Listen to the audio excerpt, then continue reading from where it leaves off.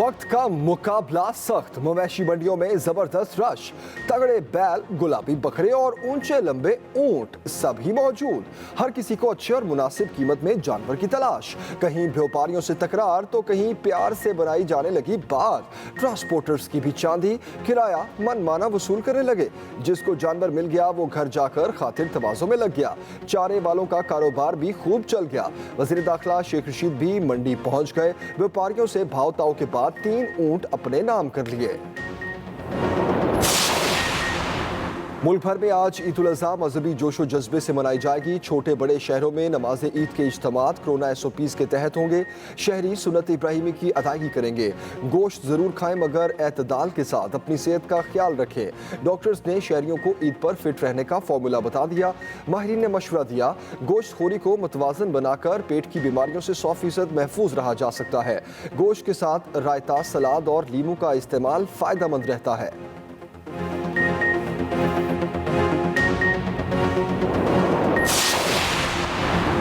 कसाई Hollywood hero बन गए। मुंह मांगे दामों पर बुकिंग, हर किसी को लारे। अनाड़ी कसाब भी मैदान में आ गए। कुर्बानी के लिए छुरियां टोके तेज करने का कारोबार भी चमक उठा। गली मोहल्लों में बच्चों को भी मशगला मिल गया। कुर्बानी के जानवरों के नाज नखरे उठाने में मसरूफ। मवेशियों को सजाने का काम भी उरूज पर। नौजवान कुर्बानी के जानवरों के साथ वीडियोज और सेल्फियां बनाने लगे।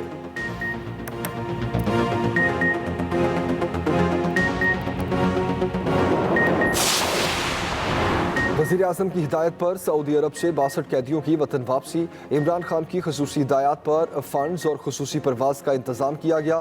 वज़ीर आज़म ने कहा, बैरून मुल्क जेलों में पाकिस्तानियों की मदद और वापसी हुकूमत की अवाम से वाबस्तगी है। वफाकी वज़ीर इत्तलात फवाद चौधरी कहते हैं, किसी भी हुकूमत ने बैरून मुल्क पाकिस्तानियों के लिए इस एहसास का मुजाहरा नहीं किया जो इमरान खान करते हैं। इन खानदानों की ईद की खुशियाँ वज़ीर आज़म की ज़ाती काविशों का समर हैं। नुमाइंदे खसूसी हाफिज ताहिर अशरफी बोले, रिहा होने वालों का ग्रुप पाकिस्तान पहुंच गया। PIA की परवाज से वापस लाया गया। इमरान खान गरीब अवाम के वज़ीर आज़म हैं।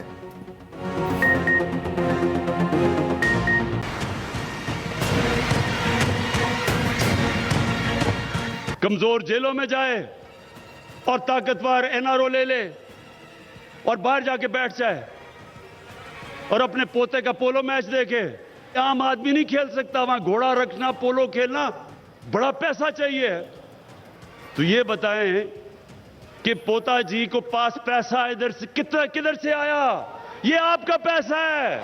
पहला पाकिस्तानी है जिसने केवरेज की पोलो टीम का कैप्टन बना है 73 साल में, माशाल्लाह। और लोग कहते हैं पाकिस्तानी है, वो नवाज शरीफ का नवासा है, गोल्ड स्मिथ का नवासा नहीं है। वो नवाज शरीफ का नवासा है। यहूदियों की गोद में नहीं पल रहा। किस मुंह से तुम नाम लेते हो? अवामी जलसों की जंग ट्विटर तक जा पहुंची। जमामा की तनकीद पर मरियम नवाज ने मलबा इमरान खान पर डाल दिया। नायब सदर मुस्लिम लीग नून का जलसे में इमरान खान को बच्चों की परवरिश का ताना। वज़ीर आज़म की साबिका अहलिया खामोश ना रह सकी। ट्विटर पर लिखा, मरियम नवाज ने कहा, मेरे बच्चे यहूदियों की गोद में पल रहे हैं। मैंने 2004 में सियासतदानों के ऐसे ही हमलों पर पाकिस्तान छोड़ा था, मगर इसका सिलसिला अब भी जारी है। मरियम नवाज ने जवाब दिया, मुझे जमायमा और उनके बच्चों की ज़ाती ज़िंदगी से कोई दिलचस्पी नहीं। मेरे पास कहने और करने के लिए और भी बेहतर काम है। अगर आपके साबिक शौहर दुश्मनी में दूसरों के खानदानों को घसीटेंगे तो हमारे पास जवाब देने के लिए ज्यादा नाखुशगवार बातें हैं।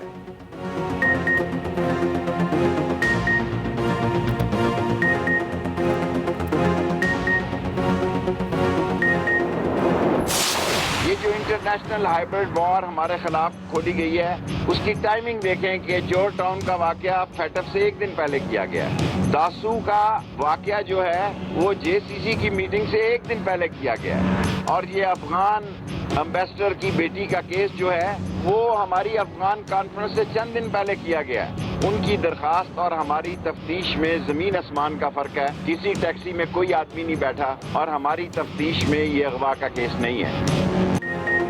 अफगान सफीर की बेटी का मामला अगवा नहीं, पाकिस्तान को बदनाम करने की साजिश है। वज़ीर दाखिला शेख रशीद कहते हैं चारों टैक्सी मालिकान तक पहुंच गए। सफीर की बेटी तफ्तीश का हिस्सा बने ना बनी तो हुकूमत ये केस खुद लड़ेगी। जॉर्ज टाउन धमाका फैटिफ इजलास से पहले, दासू वाकया GCC मीटिंग से पहले और अफगान सफीर की बेटी का वाकया अफगान कॉन्फ्रेंस से पहले किया गया। इमरान खान इसराइल और भारत को एक आंख नहीं भाते। ये भी कहा पाकिस्तान और चीन में गलत फहमियाँ फैलाने की कोशिशें। पाकिस्तान के खिलाफ गैर एलानिया हाइब्रिड वॉर तेज की जा रही है। दासू वाक़े के बाद चीनी हुकूमत हमसे मुतमईन है। भारत इसे नई शक्ल देने की कोशिश कर रहा है। आलमी ताकतें नहीं चाहती कि पाकिस्तान और चीन के ताल्लुकात मजबूत हों।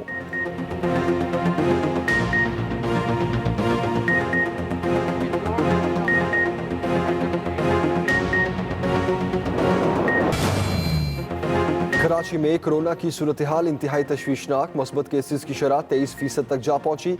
अस्पतालों में कायम कोरोना वार्ड मरीजों से भर गए। सरकारी अस्पतालों के अलावा प्राइवेट अस्पतालों में भी जगह ना बची। मरीजों को दूसरे अस्पतालों में रेफर किया जाने लगा। वेंटिलेटर्स भी खाली ना बचे। सिंध में मजमूई तौर पर केसेस की शरह 10% से ऊपर। एक दिन में मजीद 19 अमवात। मुल्क भर में मस्बत केसेस की शरह 5.25% पर पहुंच गई। मजीद 37 अमवात, 2145 नए मरीज रिपोर्ट। KP में भी खतरे की घंटी। GB और आजाद कश्मीर में भी वबा ने सर उठाना शुरू कर दिया।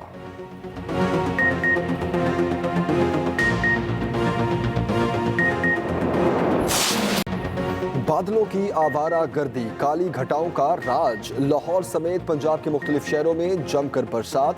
नशेबी इलाके डूब गए, सड़कें भर गईं। मुख्तलिफ शहरों में बिजली का निज़ाम ठंडा पड़ गया। कई घंटे बिजली गायब रही। लाहौर एयरपोर्ट का फायर स्टेशन पानी से भर गया। इमरजेंसी गाड़ियों को खुद इमरजेंसी की जरूरत पड़ गई। पानी और कीचड़ में फंसी रही। रनवे भी डूब गए। PDMA के मुताबिक पंजाब में मुख्तलिफ हादसात में 2 अफराद जाँ भाग, 8 जख्मी हुए। महकमा मौसमियात ने ईद भीगी भीगी गुजरने की नवीद सुना दी।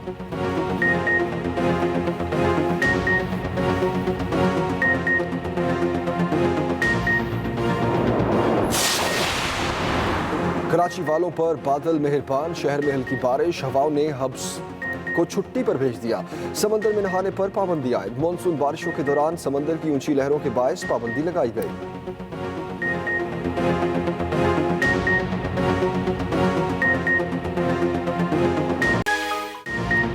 तीसरी शादी की कोशिश पर तीसरी आलमी जंग छिड़ गई। ढोल बजते ही तबले जंग बज उठा। पहली बीवी का लश्कर के साथ मैरिज हॉल पर हमला। दूल्हे को चपेड़ों और घूंसों की सलामी, शगुन की जगह नील पड़ गए। सेहरा तो ना सजा, सर मुंह सूज गए। बारातियों ने भी पोजीशनें संभाल ली। जवाबी हमले में कई जख्मी।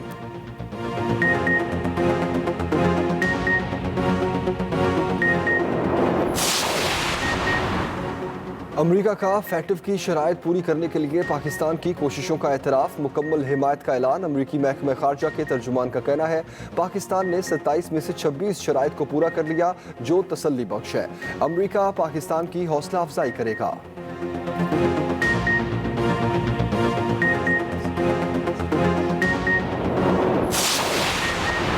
पाकिस्तान में अपोजिशन के फ़ोन हैक करने के लिए नवाज शरीफ ने मोदी की खिदमात हासिल की। वज़ीर मुमलिकत फ़ारूक हबीब के इल्ज़ामात। कहा इमरान खान जब अपोजिशन में थे तो इनका फ़ोन हैक कराया गया। इमरान खान का फ़ोन क्यों हैक किया जा रहा था? नवाज शरीफ जवाब दें। फ़ोन टैप करवाना नवाज शरीफ की तारीख रही है। नवाज शरीफ की मोदी के साथ दोस्ती थी, इतना गहरा ताल्लुक था कि मोदी की अलबरदारी पर हुर्रियत रहनुमाओं से भी ना मिले।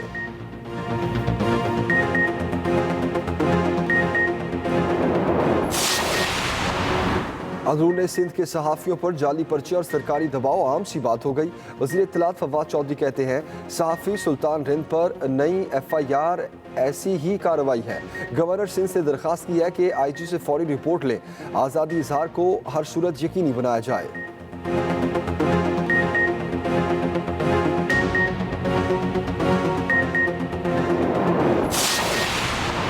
MQM पाकिस्तान के निशाने पर पीपल्स पार्टी। ख्वाजा इजहारुल हसन कहते हैं सिंध हुकूमत से सूबा नहीं चल रहा तो इस्तीफा दे दें। पीपल्स पार्टी ने तो इस्तीफे के नाम पर PDM को भी धोखा दिया। आम आदमी को पुलिस से बचाने के लिए कानून में तरमीम कर रहे हैं, मगर ये कोई और चक्कर है।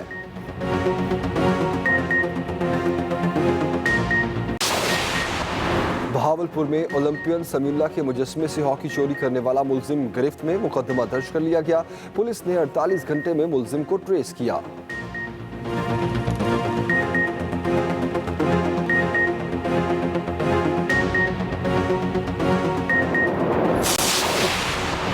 वज़ीर आला केपी का पेशावर का बगैर प्रोटोकॉल दौरा, खुद गाड़ी ड्राइव की, शहर की सफाई सुथराई और ट्रैफिक के निज़ाम का जायजा लिया, मवेशी मंडियों के इंतजाम देखे।